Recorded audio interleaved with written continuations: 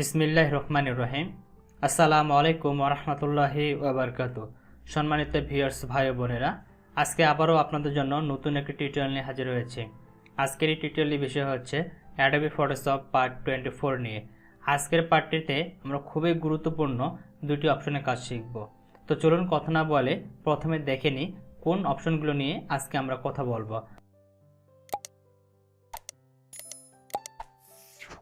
তো আজকের টিউটোরিয়ালে আমরা আলোচনা করব অ্যাডোবি ফটোশপের যে ফাইল মেনু রয়েছে। আমরা যদি ফাইল মেনুতে ক্লিক করি, এখানে কিন্তু অনেকগুলো অপশন আমরা দেখতে পাবো। তো উপরে যে অপশনগুলো রয়েছে এগুলো নিয়ে আমি অলরেডি ভিডিও করে দিয়েছি। আজকে আমরা আলোচনা করব অটোমেটেড নামে যে অপশনটি রয়েছে। যখন আমরা এটাতে ক্লিক করব, এখানে আমরা অনেকগুলো অপশন দেখতে পাবো, যেমন ব্যাচ, পিডিএফ প্রেজেন্টেশন ইত্যাদি ইত্যাদি। তো এই যে ব্যাচ অপশনটি রয়েছে, এই ব্যাচ অপশনটির অ্যাকচুয়াল কাজ কি বা এর ব্যবহারটা কিভাবে করতে হয় তার এ টু জেড আজকের এই ভিডিওতে আলোচনা করব। আপনি যদি অ্যাডোবি ফটোশপে এক্সপার্ট হতে চান তাহলে অবশ্যই আপনাকে এই অপশনটির কাজটা ভালোভাবে শিখতে হবে, তাহলে আপনি অ্যাডোবি ফটোশপে একজন এক্সপার্ট হতে পারেন। তো ভিডিওটির ডিটেলসে যাওয়ার আগে আমি এই ব্যাচ সম্পর্কে কিছু কথা বলতে চাই। আসলে ব্যাচ এই অপশনটা আসলে কাজ কি? এর কাজ হচ্ছে, মনে করেন কোনো ক্লায়েন্ট আপনাকে একটি প্রজেক্টের কাজ দিল, সেখানে 1000 ইমেজ রয়েছে। এখন এই 1000 ইমেজে আপনাকে বলল যে এই 1000 ইমেজটাতে আপনি ক্রপ করবেন, অথবা কালার কারেকশন করবেন, অথবা কোনো টেক্সট অ্যাড করবেন, অথবা কোনো শেপ অ্যাড করবেন। এখন আপনি যদি এই কাজটি একটা একটা করে ইমেজ ওপেন করেন, আবার সেই কাজগুলো করেন, এটা কিন্তু একটা লেন্থি প্রসেস, এখানে অনেক সময় ব্যয় হয়ে যায় এবং আপনি কাজটি করতে কিন্তু অনেক বিরক্তি বোধ করবেন। কিন্তু আপনি যদি এই ব্যাচ টুলটির কাজ জানেন বা ব্যাচ অপশনটির কাজ জানেন, তাহলে কিন্তু মাত্র আপনি 3 দিন 4 দিনকার কাজ আপনার মাত্র 10 সেকেন্ডে বা 10 মিনিটে কমপ্লিট করতে পারেন। তো চলুন আমরা এখন ডিটেলসে আলোচনা করি ব্যাচ টুলে কীভাবে কাজ করে এবং এর অ্যাকচুয়াল ব্যবহারটা কী। তো ব্যাচ টুল ব্যবহার করতে গেলে প্রথমে আমাদের যে কাজটি করতে হবে, একটি অ্যাকশন ক্রিয়েট করতে হবে। এখন অ্যাকশন কি? অ্যাকশন হচ্ছে, মনে করেন একটা নির্দেশিকা, আপনার একটা রুটিন রয়েছে, তো আপনি প্রতিদিন কি কাজ করবেন কি করবেন না এর একটা নির্দেশিকা রয়েছে। যেমন আমরা কোনো ফোন কিনতে গেলে বা যে কোনো জিনিস যদি আমরা ইলেকট্রনিক ডিভাইস কিনতে যাই, তাহলে তারা একটা নির্দেশিকা দিয়ে দেয় যে কীভাবে এটা ব্যবহার করতে হবে, ঠিক আছে? ঠিক একইভাবে আমরা আমাদের ফটোশপটাকে অটোমেটেড ব্যবহার করার জন্য একটি অ্যাকশন ক্রিয়েট করব, যে অ্যাকশনটির সাহায্যে আমাদের যে ইমেজগুলো রয়েছে সেগুলো অটোমেটেড কাজ করবে। তো চলুন আমরা দেখে আসি কীভাবে অ্যাকশন ক্রিয়েট করতে হয়। তো অ্যাকশন ক্রিয়েট করার জন্য প্রথমে আমাদের যেতে হবে উইন্ডোজে। আমরা উইন্ডোজে ক্লিক করব। উইন্ডোজে ক্লিক করার পর এখান থেকে আমরা অ্যাকশনে ক্লিক করব। তো আমি অ্যাকশনে ক্লিক করলাম। তো আপনারা দেখতে পাচ্ছেন আমার এখানে অলরেডি দুইটা অ্যাকশন ক্রিয়েট করা রয়েছে। তো আমি এই অ্যাকশনগুলোকে ডিলিট করে দিয়ে নতুন করে অ্যাকশন কীভাবে ক্রিয়েট করতে হয় সেটা দেখাচ্ছি। তো আমি জাস্ট এগুলোকে ড্র্যাগ করে ডিলিট বাটনে প্রেস করে এগুলোকে ডিলিট করে দিলাম। এখন আমি নতুন করে অ্যাকশন ক্রিয়েট করব। নতুন অ্যাকশন ক্রিয়েট করার জন্য প্রথমে এখানে যে ফোল্ডারের মতো একটা আইকন রয়েছে, আমরা এটাতে একবার ক্লিক করব। তো আমি এটাতে ক্লিক করলাম। ক্লিক করলে এরকম একটি আমাদের নতুন অপশন আসবে, এখানে একটা নাম চাইবে। তো এখানে আমি দিয়ে দিলাম আওয়াল ক্রিয়েটিভ। তো আপনারা যে কোনো নাম দিতে পারেন, যেটা দিলে আপনার ভালো লাগে। তো আমি আমার চ্যানেলের নামটি দিয়ে দেখাচ্ছি। তো নতুন সেট নিলাম, সেটের নাম দিলাম আওয়াল ক্রিয়েটিভ, তারপর ওকে বাটনে ক্লিক করব। তাহলে দেখেন নতুন সেট একটা এখানে সেট হয়ে গেছে। এখন এখানে আমাদের অ্যাকশন ক্রিয়েট করতে হবে। অ্যাকশন ক্রিয়েট করার জন্য নিচে দেখতে পাচ্ছেন ক্রিয়েট এ নিউ অ্যাকশন নামে একটা অপশন দেওয়া রয়েছে। এই ক্রিয়েট এ নিউ অ্যাকশন আমাদের ক্লিক করতে হবে। তো আমি এটাতে ক্লিক করলাম। ক্লিক করার পর এখানে আবার অ্যাকশনের নাম চাবে। আসলে আমার যে সেটটা নির্ণয় করলাম, সেই সেটটার ভিতরে কোন অ্যাকশন থাকবে, সেই অ্যাকশনের নাম কী হবে সেই নামটি দিতে হবে। তো এখানে আমি দিয়ে দিলাম এসি, আওয়াল ক্রিয়েটিভের শর্টকাট যেটা রয়েছে আমি দিয়ে দিলাম এসি। তারপর এখানে সেট নামটি দেখাবে। যদি আপনি এখানে একাধিক সেট থাকে, সেই একাধিক সেটের ভিতরে আপনি কোনটাতে এই অ্যাকশনটাকে সেট করে রাখতে চাচ্ছেন সেটা এখান থেকে সিলেক্ট করে দিতে পারেন। যেহেতু আমাদের এখানে একটাই সেট রয়েছে, এই জন্য আমরা এই সেটটার ভিতরে এই অ্যাকশনটাকে সেভ করে রাখবো। এটা আমি এখানে সিলেক্ট করে দিলাম। তারপরে ফাংশন কি রয়েছে নিচে দিকে একটু যদি আসেন দেখতে পাবেন ফাংশন কি। ফাংশন কি হচ্ছে, আপনি যদি এই যে অ্যাকশনটা এখানে ক্রিয়েট করবেন, ক্রিয়েট করার পর পরবর্তীতে যদি এটাকে অ্যাপ্লাই করতে চান, যদি কোনো শর্টকাট কির মাধ্যমে এটাকে অ্যাপ্লাই করতে চান, তাহলে এখান থেকে অনেকগুলো কিবোর্ড শর্টকাট কমান্ড দেওয়া রয়েছে যেগুলো আপনারা ব্যবহার করতে পারেন। তো আমি এগুলো ব্যবহার করতেছি না। তারপর এখানে কালার রয়েছে, অর্থাৎ অ্যাকশনটা যেখানে থাকবে অ্যাকশনের কালারটা কী রঙের হবে সেটা আপনি এখানে দিয়ে দিতে পারেন। তো আমি এখানে আপাতত রেড কালারে দিয়ে দিলাম। দেওয়ার পরে আমি এখানে জাস্ট রেকর্ড বাটনে ক্লিক করব। রেকর্ড বাটনে ক্লিক করলে দেখেন আমাদের এখানে কিন্তু একটা রেড আইকন কিন্তু চলে আসছে, অর্থাৎ আমাদের রেকর্ডিং কিন্তু শুরু হয়ে গেছে অ্যাকশনটা।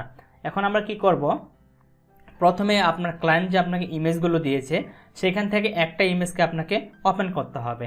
এর জন্য আমরা ফাইলে ক্লিক করব, ফাইল থেকে ওপেনে ক্লিক করতেছি। ওপেনে ক্লিক করার পর আমি এক জায়গায় 10টি ইমেজ নিয়ে রেখে আসছি, আমি সেই 10টি ইমেজ দিয়ে আপনাদের কাজগুলো দেখাবো। আপনি চাইলে সেখানে হাজার হাজার লক্ষ লক্ষ ইমেজ দিয়ে কিন্তু কাজ করতে পারেন, কোনো সমস্যা নেই। তো জাস্ট আমি ডাবল ক্লিক করে এই ফোল্ডারটিকে ওপেন করলাম। তো দেখতে পাচ্ছেন এখানে 10টা ইমেজ রয়েছে। তো আমি এখান থেকে আমার এই ইমেজটিকে সিলেক্ট করলাম, সিলেক্ট করে ওপেন বাটনে ক্লিক করে ইমেজটিকে ওপেন করলাম। ওপেন করার পর আমি প্রথমে যে অ্যাকশনটা ক্রিয়েট করব, যে প্রতিটা ইমেজ ওপেন হবে, ওপেন হওয়ার পর আমার চ্যানেলের নামটি এখানে শো করাবে। তো আপনি যে ক্লায়েন্টের কাজ দেবেন সে যেভাবে কাজ করতে বলবে আপনি সেভাবে কাজগুলো করবেন। তো আমি প্রথমে আমাদের যে টাইপিং টুলটা রয়েছে টুল প্যানেল থেকে আমি টাইপিং টুলটাকে সিলেক্ট করে নিলাম। নেওয়ার পরে আমি এখানে নতুন একটা লেয়ার নিব, নতুন লেয়ার নিয়ে ক্লিক করে আমি আমার চ্যানেলের নামটি এখানে লিখে দিচ্ছি, লিখে দিলাম AWALCREATIVA। তো আমার চ্যানেলের নামটি দিয়ে দিলাম। দেওয়ার পরে আমি এখানে মুভ টুলে ক্লিক করলাম, এটাকে একটু রিসাইজ করে বড় করলাম। বড় করার পর আমি এটাকে উপরের দিকে তুলে রাখতেছি বা এই জায়গায় রাখলাম। তো দেখেন নামটা এখানে চলে আসছে। তারপর এখানে টিক মার্কটাকে দিয়ে দিলাম। দেওয়ার পর আমি চাচ্ছি এখানে একটি শেপ ক্রিয়েট করবো, আর একটি শেপ ক্রিয়েট করব। এই জন্য আবার লেয়ার প্যানেল থেকে নতুন একটি লেয়ার নিলাম। দেখতে পাচ্ছি এখানে দুটি লেয়ার অ্যাড হয়ে গেছে আমার। আগে ছিল ব্যাকগ্রাউন্ড লেয়ার, এখন একটা আমার টেক্সট লেয়ার হলো, আর একটা নতুন লেয়ার নিলাম। এই নতুন লেয়ার নেওয়ার পর আমি এখান থেকে কাস্টম শেপে ক্লিক করে এখান থেকে আমি একটা শেপ ক্রিয়েট করে নিচ্ছি। তো এখান থেকে আমি এই শেপটিকে দেখি কেমন লাগে। আমি এখান থেকে একটি শেপ ক্রিয়েট করে নিলাম। তো এর কালারটা আমি একটু পরিবর্তন করে হোয়াইট কালার দিই। সেটা ভালো লাগতেছে না, আমি একটু ডিলিট করে দিচ্ছি। আমি এখান থেকে নতুন একটা শেপ নিই, এটা না নিয়ে ক্রিয়েট এ নিউ লেয়ার। এখান থেকে আমি লিফ একটা শেপ নিই, যেটা দেখতে ভালো লাগবে সেরকম একটা শেপ নিচ্ছি আমি। ওকে, এখান থেকে কোন শেপটা নিব, আমি একটা নিচের দিকে যদি আসি তাহলে হয়তো অনেকগুলো শেপ দেখতে পাবো। ওকে, তো আমি এই শেপটাকে সিলেক্ট করে দিচ্ছি। দেওয়ার পরে শিফট বাটন প্রেস করে ধরে রেখে এই লিফ পাতারে মানে পাতার একটা শেপ ক্রিয়েট করে নিলাম। এর কালারটি দিয়ে দিলাম হোয়াইট কালার। দেওয়ার পরে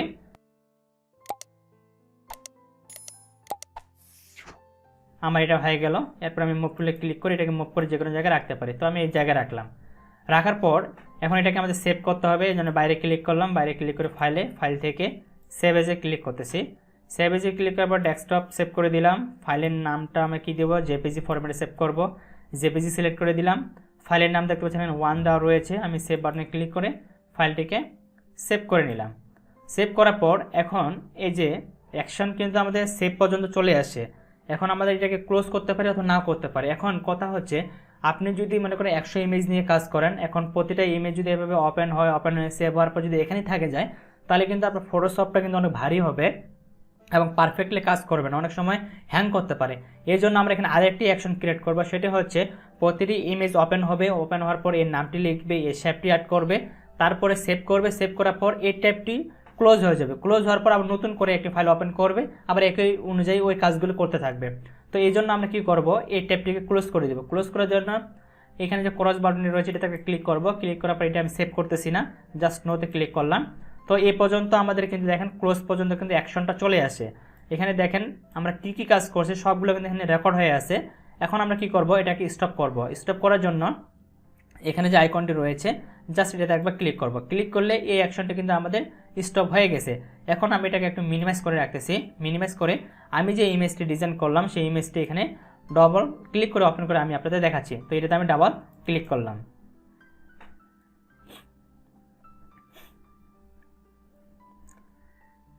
তো দেখেন আমি ডাবল ক্লিক করে ইমেজটি ওপেন করলাম। তো এই ইমেজটিতে আমরা এই ইফেক্ট দুটি ব্যবহার করছি, এই জন্য কিন্তু এখানে এই দুটি ইফেক্ট চলে আসে।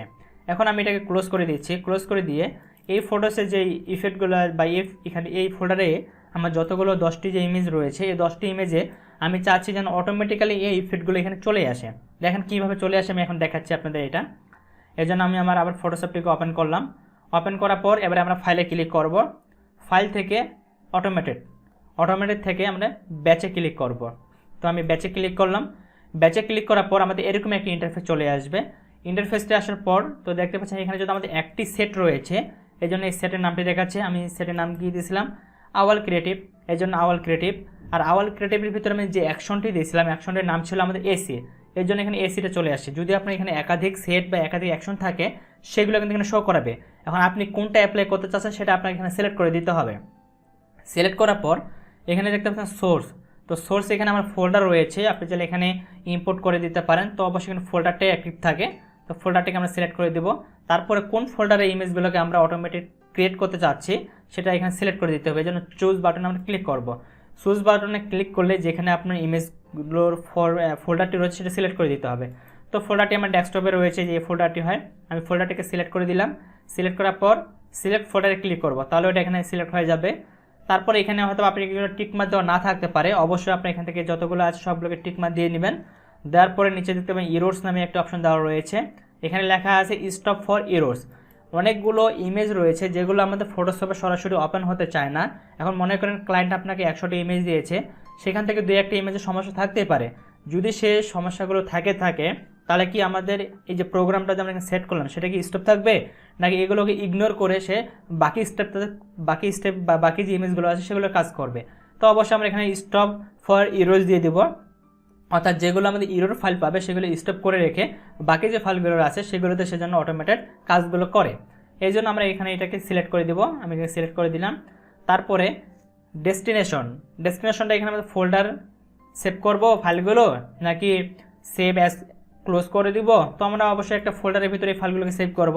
এই জন্য ফোল্ডারটাকে সিলেক্ট করে দিয়ে তারপর এখানে চুজ ফোল্ডারে ক্লিক বা চুজে ক্লিক করবো। চুজে ক্লিক করে এখন এই ফাইলগুলো আমরা কোন ফোল্ডারে সেভ করতে চাচ্ছি সেই একটা ফোল্ডার সিলেক্ট করে দিতে হবে, নাহলে নতুন করে একটা ফোল্ডার আমাদের ক্রিয়েট করে দিতে হবে। তো আমি এখান থেকে মাউসের রাইট পাশে ক্লিক করে নতুন একটা ফোল্ডার ক্রিয়েট করে দিচ্ছি এবং ফোল্ডারের নাম দিলাম আমি এসি।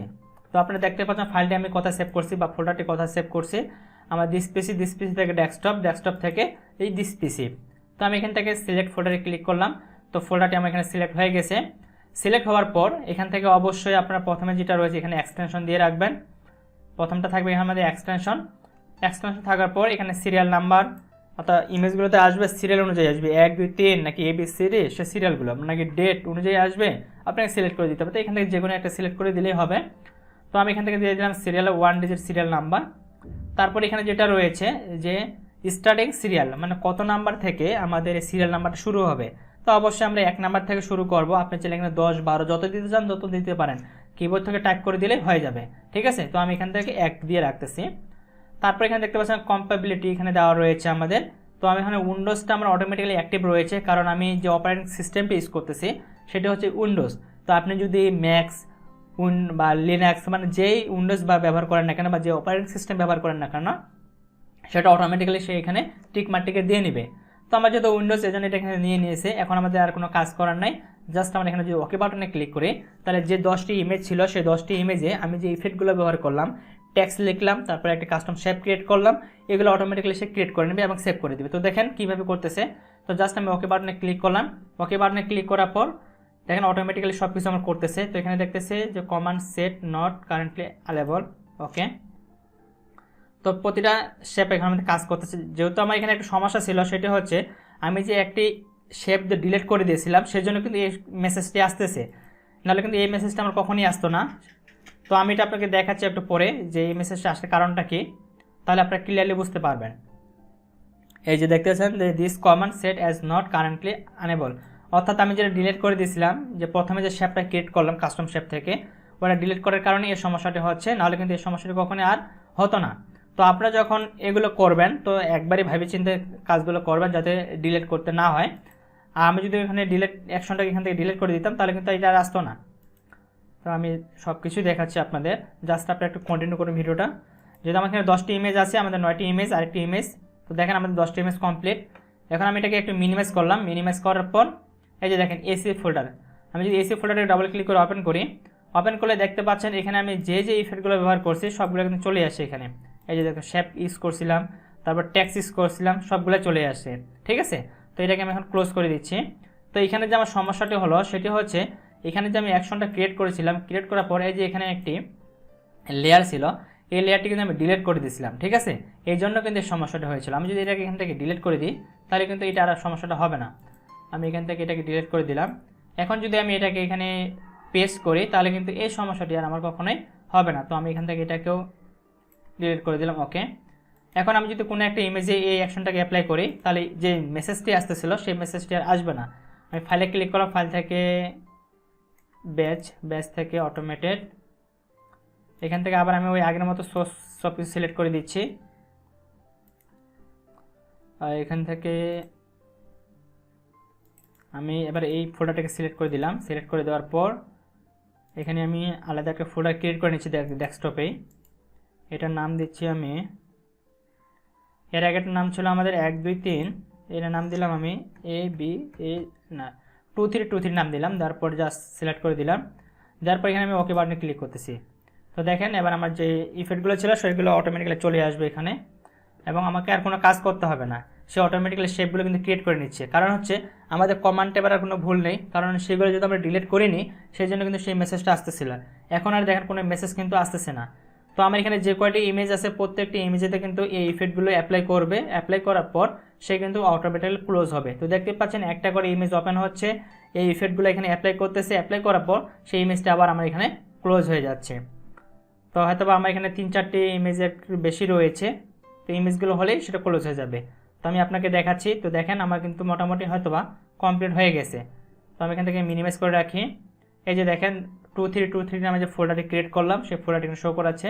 আমি ডাবল ক্লিক করলাম, ডাবল ক্লিক করে ওপেন করলাম। তো দেখেন এখানে আমি যে শেপগুলো নিয়েছিলাম প্রত্যেকটা শেপ কিন্তু এখানে অ্যাপ্লাই হয়ে গেছে। তো আমি এটাকে ডাবল ক্লিক করতেছি। ডাবল ক্লিক করে এই ইমেজটিকে ওপেন করে আপনাদের দেখাচ্ছি। তো দেখেন আমি এখানে আওয়াল ক্রিয়েটিভ নামটি লিখছিলাম, নামটি চলে আসছে। তারপর এখানে একটা শেপ নিয়েছিলাম হোয়াইট কালারের, এই যে শেপটি এখানে চলে আসছে। তো আশা করি আপনারা পুরো প্রসেসটি বুঝতে পেরেছেন যে কীভাবে আমাদের ফাইল মেনু থেকে অটোমেটিক থেকে বেস্ট টুলটি ব্যবহার করতে হয়। তারপরে যদি আপনাদের কোনো ধরনের সমস্যা হয়ে থাকে সেটা অবশ্যই আমাকে কমেন্ট বক্সে কমেন্ট করে জানাবেন। আমি সেই বিষয়গুলো আপনাদের আরও ক্লিয়ার করে দেওয়ার চেষ্টা করবো ইনশাআল্লাহ। যদি ভিডিওটি ভালো লেগে থাকে অবশ্যই ভিডিওটিতে একটা লাইক, কমেন্ট এবং পরবর্তী আপডেট সবার আগে পাওয়ার জন্য অবশ্যই চ্যানেলে সাবস্ক্রাইব করে রাখবেন। তো সকলের সুস্বাস্থ্য কামনা করে আজকের মতো এখানে বিদায় নিচ্ছি। আল্লাহ হাফেজ।